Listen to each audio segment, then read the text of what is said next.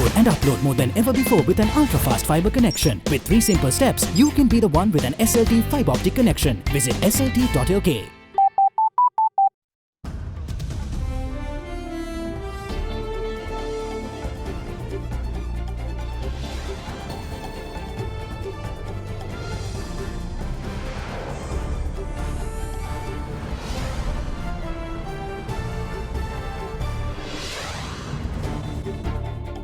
Fighting for sovereignty. SLPP airs views on UNHRC ahead of Geneva session.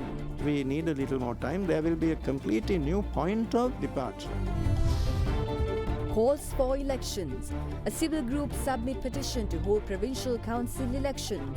Minister Mano Ganeshan says SLFP is responsible for delay. Is there hope? IMF team arrives in Sri Lanka to resume talks on the extended fund facility program. It gets messy. Sri Lanka players in hot water over video on social media. All that and much more coming up on First at 9 this Monday, the 18th of February 2019. From Ada Derana, this is Ada Derana First at 9. Live from Studio 24 in Colombo.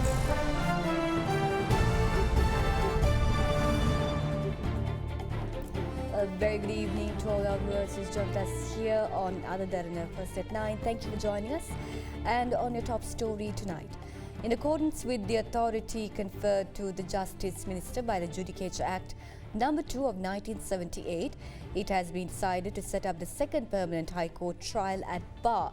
Secretary of Justice and Prison Reforms RMDB Migas Mula stated that necessary steps will be taken to establish the second special High Court without delay at the Halfsdorf Court complex.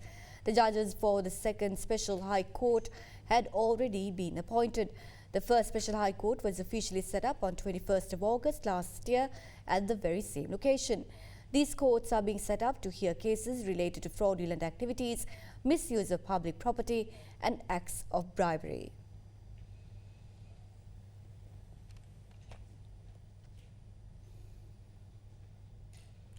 The week commencing from today has been declared as the Grama Shakti National Week to expedite the distribution of benefits from the Gram Shakti People's Movement.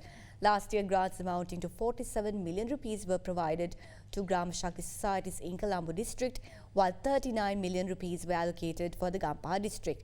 42 million rupees were allocated for the Kalutara district last year. Now, during the Western Province Steering Committee meeting of the movement today, President Sirisena announced that monetary allocations for these districts have significantly been increased for this year. The Western Province Steering Committee of the Grama Shakti People's Movement gathered in Vilimbula in Henegama today under the patronage of President Maithripala Sirisena. During the meeting, the President had instructed the officials to reduce the cost of registration for small businesses in an attempt to uplift small and medium-scale entrepreneurs. Politicians including former President Chandrika Bandaranaike Kumaratunga as well as relevant senior public officials participated in the meeting today. මේ අවුරුද්දේ කොළඹ දිස්ත්‍රික්කයට වෙන් කරලා තියෙනවා ග්‍රාම ශක්ති වලට million 117ක් Gampaha දිස්ත්‍රික්කයට million 117ක් කළුතරට million 216ක් භයානක කුඩු පාවිච්චිය සහ බෙදා හැරීම මම දන්නවා ඔබතුමා විශේෂ උනන්දුවක් ගන්නවා මේව නතර කරන්න මේ ගම්පහ දිස්ත්‍රික්කයේ හුඟක් ප්‍රදේශවල අද ඒක ව්‍යාප්ත වෙලා තියෙනවා. කනගාටුවට කාරණයක් මේව බාහිරව ඉන්න නිලධාරීත් ඒවට උකුල් දෙනවද කියන එකවත් මට කියන්න බෑ. මම ඉල්ලීමක් කරනවා තවදුරටත් ගම්පහ දිස්ත්‍රික්කයට විශේෂයෙන්ම පුළුවන් තරම් ඔබතුමාගේ බැල්ම ලැබේවා කියලා ප්‍රාර්ථනා කරනවා. සංඛ්‍යාත්මකව ප්‍රමාණාත්මකව විශාල වැටලීම් ප්‍රමාණයක් පොගේ අවුරුද්දේ කරලා තියෙනවා. විශේෂයෙන් 2018 වර්ෂයේ ලංකාව වගේම ගම්පහ දිස්ත්‍රික්කෙත් මෙතෙක් අපි වැඩිම වැටලීම් වලින් අතරතුරට අවුරුද්දස. නමුත් අපි ඒකෙන් සෑහීමටපත් වෙන්නේ අපි අර ඔබතුමාට දුන්නා වගේම ඉදිරියට මේ සෑම ප්‍රදේශයක්ම නීති විරෝධී මත්පැන් සහ විෂමද්‍රව්‍ය සම්බන්ධ වැටලීම් තවත් වැඩි කිරීමට ක්‍රියා කරනවා sir. Meanwhile, a sapling of the ancient Sri Mahabodhi tree in Anuradhapura was handed over to Thailand today under special instructions of President Maithripala Sirisena. Reportedly, the sapling has been gifted to mark the coronation of the new king of Thailand, King Mahavajiralongkorn, tomorrow. An official delegation led by Chief Sanganayaka of North Central Province, Venerable Dr. Pallegama Sirinivasa Nayaka Thera, and Minister of Buddha Sasana Gamini Jayavikrama Perera has taken the sapling to Thailand. Former Defence Secretary Gotabaya Rajapaksa emphasises the importance of strong moral principles which are aided by teachings of any religion. The former Defence Secretary made his views heard during a Buddhist religious event held in Colombo yesterday. The ceremony to vest the new 3-story building of the Mahinda Rama Temple in Athulkote with the Mahasangha was held under the patronage of President Maitripala Sirisena yesterday.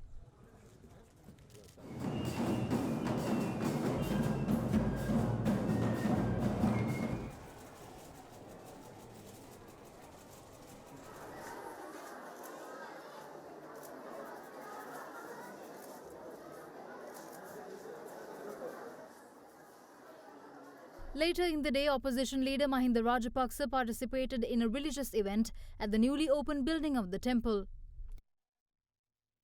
Former Defence Secretary Gotabaya Rajapaksa also attended a religious event in the temple yesterday.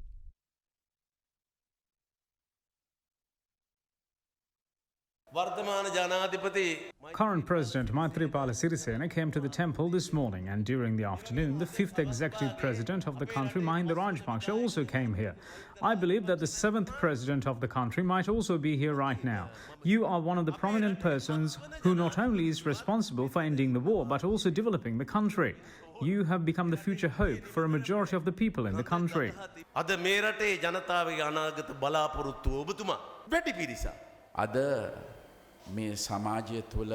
If there is a social downfall in the country, it is mainly due to people moving away from any religion.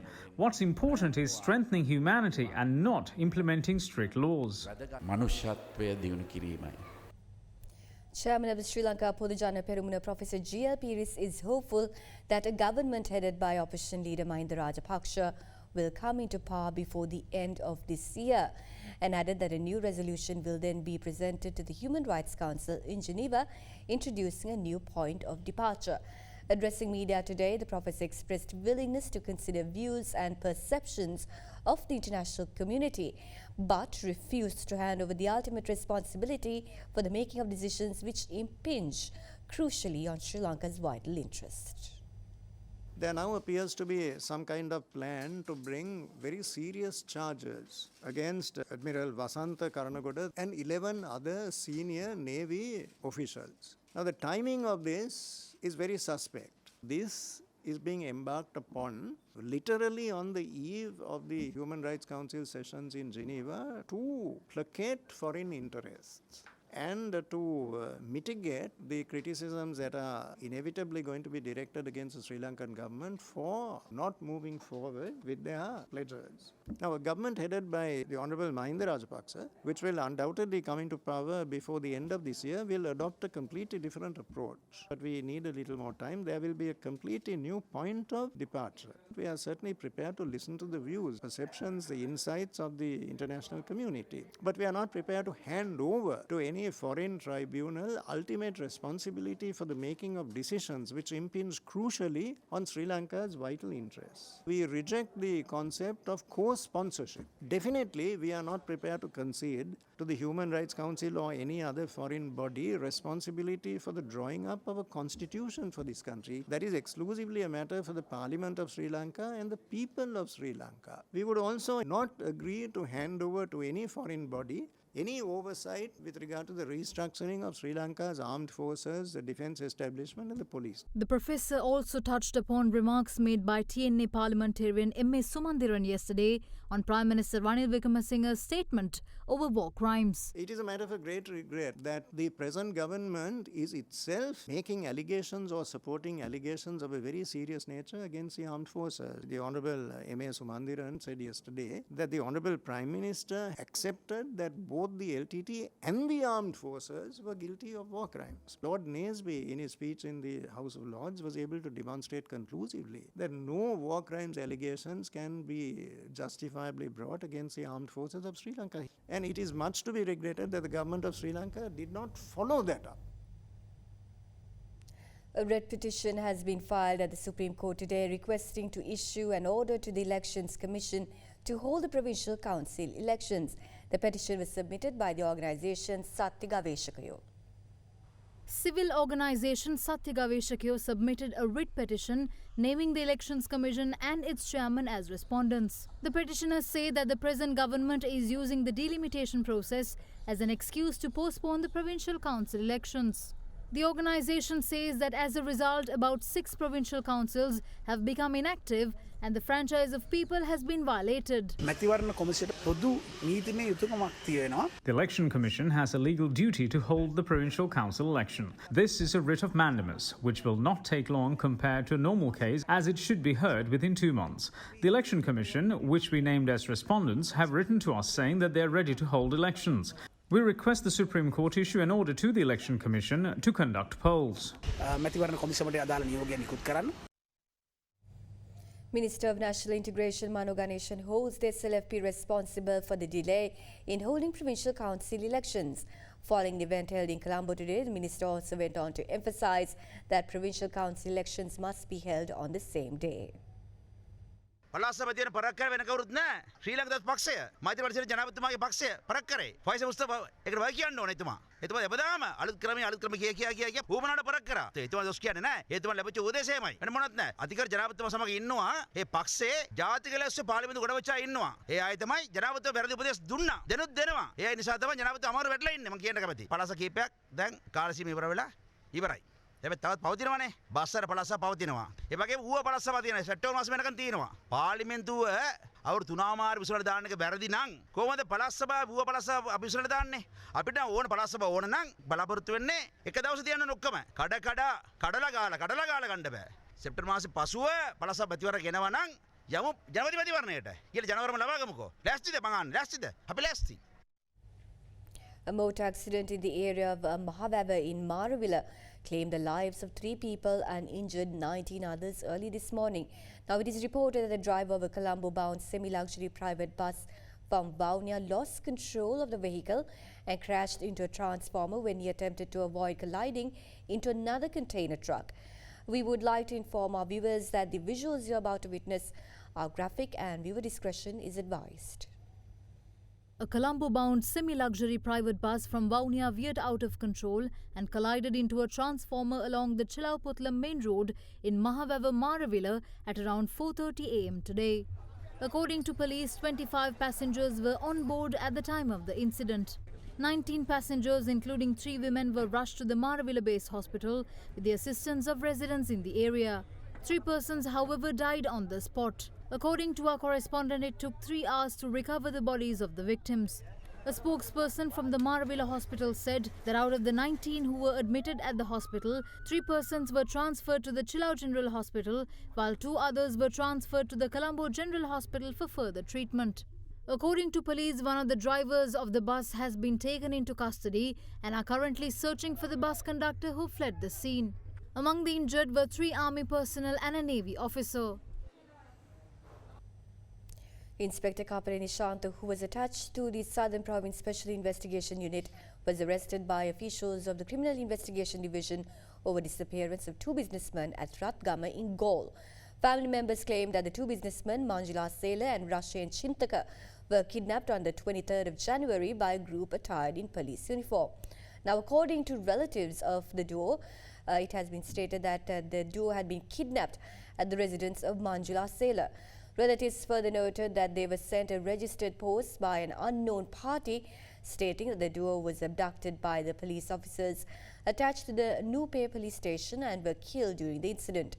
Meanwhile, Senior Deputy Inspector General of Police Ravi Vijayagunawardana, who was in charge of the Southern Province, was temporarily transferred to the police headquarters yesterday.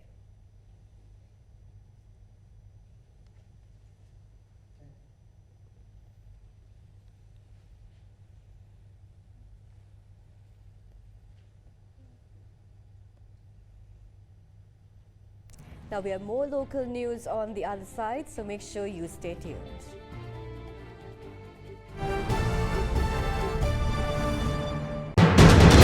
You are watching Sri Lanka's #1 news channel. This is Other Derana 24.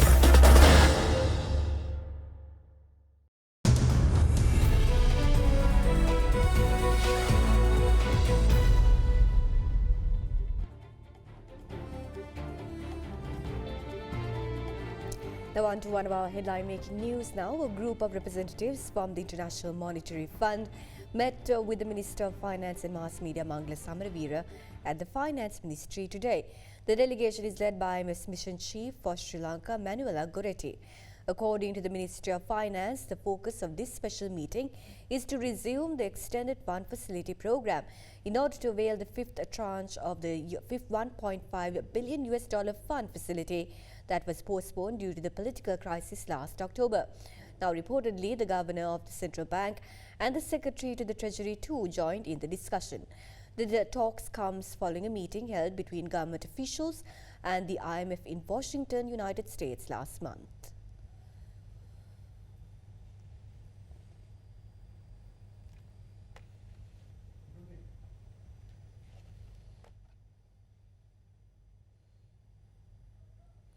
A loan agreement to the tune of 75 million euros, which is around 15 billion rupees, was penned between the government and French Agency for Development and the Ministry of Finance and Mass Media today. Now, issuing a media communique today, the Ministry of Finance and Mass Media stated that the fund will be utilized for the construction of the Ratmalana Moratuwa wastewater disposal project. The financing agreement was signed by Secretary to the Ministry of Finance and Mass Media, Dr. R.H.S. Samaratunga, and AFD Country Director Martin Parent. The wastewater disposal project aims to improving access to the sewerage facilities for 45,000 residents of Ratmalana and Moratuwa. The communique further added that it will include significant extension of the sewerage network and more than 10,000 domestic, commercial and industrial connections. The ministry went on to say that the National Water Supply and Drainage Board will implement the project over a period of 5 to 6 years.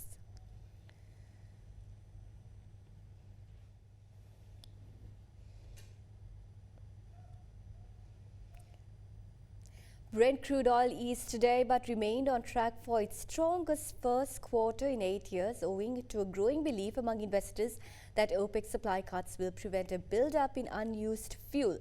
Brent futures were down 17 cents at $66.08 a barrel, having touched a 2019 high of $66.83. While US futures were up 30 cents at $55.89 a barrel. Now, oil has risen nearly 25% so far in 2019 and is on course for its strongest first quarter performance since 2011, thanks to a largely commitment by the Organization of the Petroleum Exporting Countries and allies to cut its output. Refineries around the world are also having to pay more to secure supplies of the medium or heavy sour crude produced by Iran and Venezuela, both of which are under US sanctions.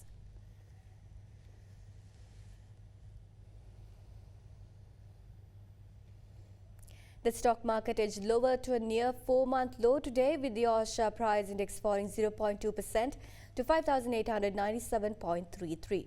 The benchmark index had fallen 0.92% last week after losing 0.3% in the previous week. Now, the turnover was 530.6 million rupees less than last year's daily average of 834 million rupees. Foreign investors were net buyers of 146 million rupees worth of shares today. Here's Nisansala Kurupumudali from First Capital Holdings with a brief report. The prevailing uncertainty in the economic front resulting in market participants in both capital markets taking a sideline approach, awaiting for a clear direction. Bond market witnessed limited activities on the back of foreign selling with thin volumes. However, the stock market remained negative for the second consecutive day, while 71% of turnover was derived from crossings. The Sri Lanka rupee fell 0.6% today in a lackluster trade as importers stepped up dollar purchases. The rupee ended at 179 rupees and 80 cents to 180 rupees, compared with Friday's close of 175 rupees and 65 to 85 cents. The currency had posted a weekly loss of 0.42% during the last week due to high dollar demand from importers and outflows from the stock market. With that, let's take a look at how the Sri Lankan rupee traded against other currencies during the day.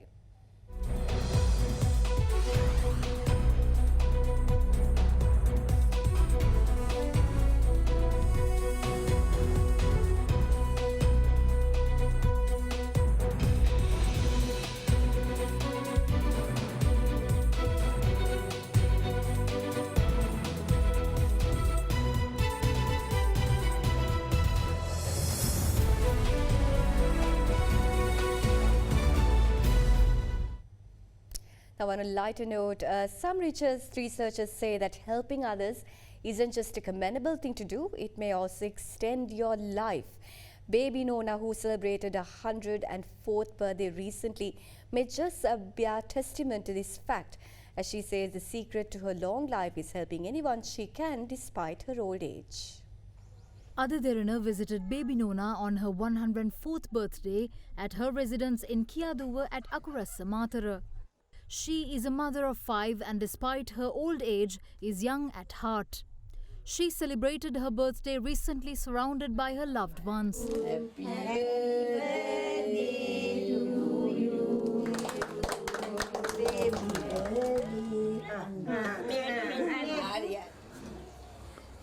එකතිය හතර පන්දිනේ මගේ අද දෙරණෙන් ආව මට තෑගි කේකුයි යනම් මට හරි සතුටුයි. අනේ පුතේ මං ඕන කෙනෙකුට උදව් කරන ඒකයි අද මට මෙහෙම ඉන්න හැකි.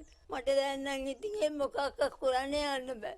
මට හරි සතුටුයි අවුරුදු 104ක් වෙලා තනියෙන් බාත්රූම් එකට යනවා. දර පලනවා. ඉරටු සුද්ධ කළා මුදල් ගන්නවා. ඉරටු සහදන තැනකට දීලා මට ගොඩාක් සතුටුයි.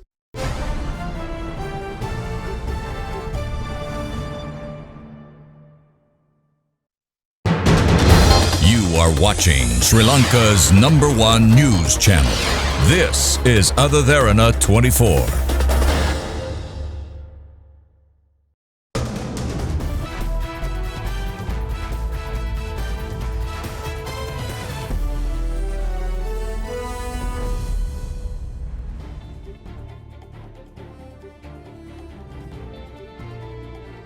Now, Sri Lanka cricket has decided to call a report from the manager of the national team on statements made by players inside their dressing room following the first test win against South Africa in Durban. A video was seen circulating in social media where players voiced their views on the internal issues faced in the country's cricket. Chief Executive Officer of Sri Lanka Cricket Ashley De Silva said that the decision was taken upon advice of the Minister of Sports. A video of Sri Lankan players airing their thoughts on the internal issues in the country's cricket became a much talked about topic after pulling off one of the most remarkable victories in World Test cricket against South Africa in Durban. With the video attracting a whirlwind of comments, Sri Lanka Cricket today decided to call a report from the manager of the national team on the incident. Meanwhile, former captains of the team and cricketing legends Kumar Sangakkara, Mahela Jayawardene and Arjuna Ranatunga expressed their views over the viral video. ක්‍රීඩාගාරයේදී ඉතාමත් සමීපව එකට කණ්ඩායමක් හැටියට කතා බහ කරන දේවල් පටිගත කරලා එළියට දාන්න මං හිතන්නේ අවශ්‍යතාවයක් නැහැ. නමුත් ඔවුන් ඉතාමත් ආඩම්බරයෙන් රට වෙනුවෙන් කණ්ඩායම වෙනුවෙන් කණ්ඩායම් හැඟීමකින් එකිනෙකා ගැන තියෙන විශේෂිත හැඟීමකින් මේ තරගය ක්‍රීඩා කරා. මං හිතන්නේ අපි වැඩි විවේචනයක් නොකර වැඩි විග්‍රහයක් නොකර ලැබපු ජයග්‍රහණය අපි අගය කරන එක තමයි පළමුවෙනි දේ. කණ්ඩායම ක්‍රිකට් පිටියේ ක්‍රීඩා කරලා ජයග්‍රහණ ලබා ගන්න ඕනේ, දස්කම් ලබන්න ඕනේ. නමුත් ඒ වුන් වටා හොඳ සහයෝගිතා පද්ධතියක් අපි ගොඩනගන්නත් ඕනේ. අපිටත් විශේෂිත වූ ඒ වගේම ප්‍රශ්න තිබ්බා. නමුත් මම හිතන්නේ අපේ වාසනාවට අපේ පරිණත වූ අත්දැකීම් විශාල ප්‍රමාණයක් තිබ්බ. වයසිනුත් සාමාන්‍ය අන්දමකින් පරිණත වුණ කණ්ඩායමක් තමයි හිටියේ. නමුත් දැන් කණ්ඩායම ගත්තාම ඉතාමත් ලාභාලයි. ඉතින් ඔවුන්ට ඒ දැනෙන එම පීඩනයම අපිට දැනෙන පීඩනය තමයි දැන් වැඩි වෙලා දැනෙනවා ඇති. කණ්ඩායමේ ඇතුළේ දේවල් කණ්ඩායමේ ඉදිරියේ කතා කරන එක තමයි වැදගත් වෙන්නේ. ඉතින් මම හිතන්නේ කතා කරපු හැම ක්‍රීඩකයෙක්ම තාමත් වගකීමකින් යුතුව කතා කරේ. අවාසනාවකට පෞද්ගලිකව කතා කරපු දේවල් එළියට ආපු එක මම හිතන්නේ තාමත් කනගාටුයි. දැන් ඉදිරියේදී ඔවුන් වග බලාගත යුතුයි මේ දේවල් එළියට එන්නේ නැතුව තියන්න. තරගයක් ඉවරුනහම ජයග්‍රහණය කරපුවාම ඒක ඇතුලේ අපි එක එක විදිහට ඒක ක්‍රියාත්මක වෙනවා. අපි ඔය කතා කරලා තියෙන ඔයිට වඩා දේවල් වෙලා තියෙනවා. හැබැයි ඒවා පිටට ගිහින් නැහැ. ටේප් කරපු මිනිස්සයා කවුද? මාධ්‍යයට දුන්නේ කෙනා කවුද කියලා බලලා ඒ දෙන්නම ඉස්සලාම එළවල දාන්න ඕනේ. මේ විනයක් කියලා තියෙන්න ඕනේ. මේ ක්‍රීඩකයෝ සමහර වෙලාවට ලයින් එකෙන් පිටපයින්නවා. මේක තරගයක් දින්නයි කියලා හොම්ම දගලන්න අවශ්‍යතාවයක් අවශ්‍ය නැහැ. මොකද රටේ මහ ජනතාවගේ ක්‍රිකට් ලෝලින්ගේ ලොකු ආදරයක් ආවා පහුගිය දවසේ. ඒක නැති කරලා දුන්න මේගොල්ලෝ. මේ මෙන්න මේ වගේ අනවශ්‍ය විනය නැති ප්‍රශ්නයක් අපිට තියෙනවා. මේ නිලවරණේ ජයග්‍රහණය කරාට පස්සේ වෙනත් ක්‍රිකට් සංස්කෘතියක් ගෙනල්ලා ක්‍රිකට් ටික හරියට හදලා දෙන්නම්. World #1 Naomi Osaka said she would not prioritize success over happiness following the surprise sacking of her coach as she heads into the Dubai Championship as top seed for the first time. The US and Australian champions split with a buy-in last week, just 16 days after winning the Australian Open, which sealed back-to-back major titles after she won her first at the 2018 US Open. Japan's Osaka had worked with buy-in for just over a year when she announced the split on Twitter.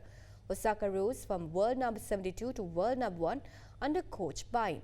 No reason was given for the split at the time, but Osaka says issues with the German had been brewing at January's Australian Open.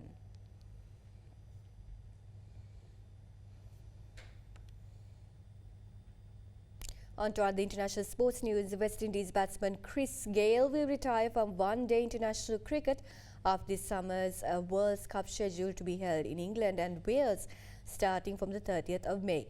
The left-hander had scored 9,727 ODI runs, second only to the legendary Brian Lara among West Indians in 284 matches since his debut in 1999. Gayle has made 23 ODI centuries and his 215 against Zimbabwe in 2015 is the fourth highest score in history. A part-time off-spinner, Gayle has also taken 165 ODI wickets.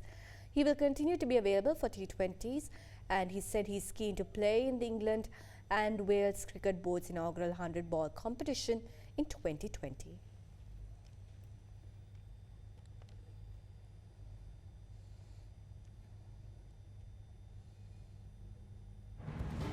And with that, we conclude this edition of First at 9. Thank you for joining us and have a pleasant evening.